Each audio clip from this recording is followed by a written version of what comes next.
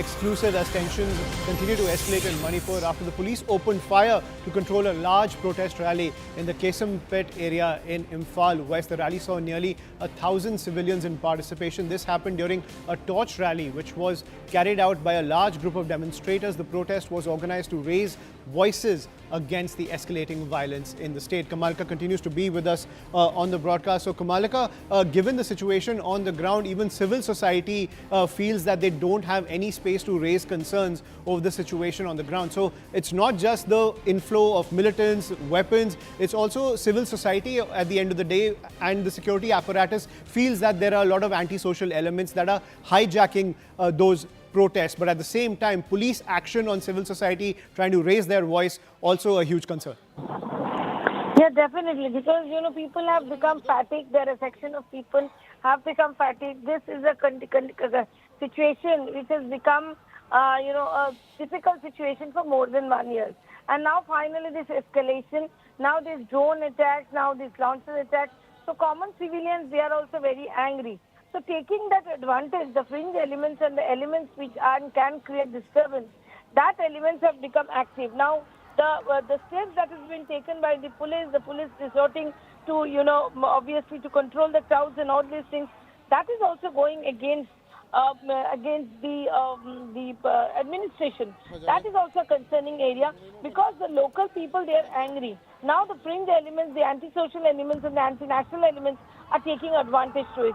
So Manipur's situation now is a matter of national security, the concern for national security, because from where all these weapons are coming on, from where this all this improvised rocket launchers are coming from, all these things are very big questions.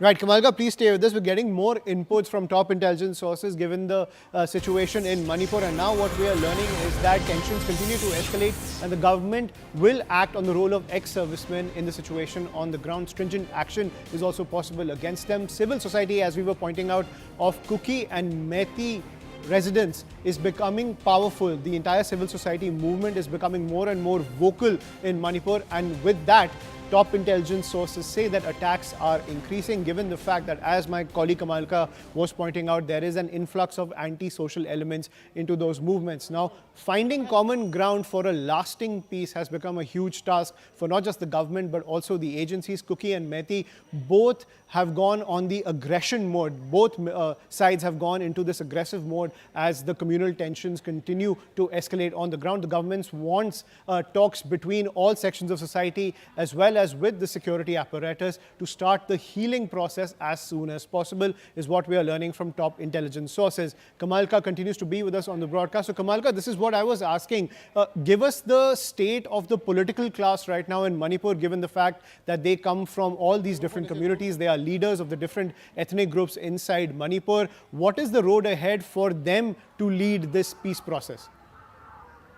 See, that's a very big question. Like, Congress is having 2 MPs there. BJP is there in the government. But, above all these things, the division is basically in between Methis and the Kukis. And obviously the Nagas are there. So the political fabric, it's more of the, ethnic fabric which is there. So they have to decide, what to do. The Congress got vote during the Lok Sabha polls. But are they in a position to really convince people?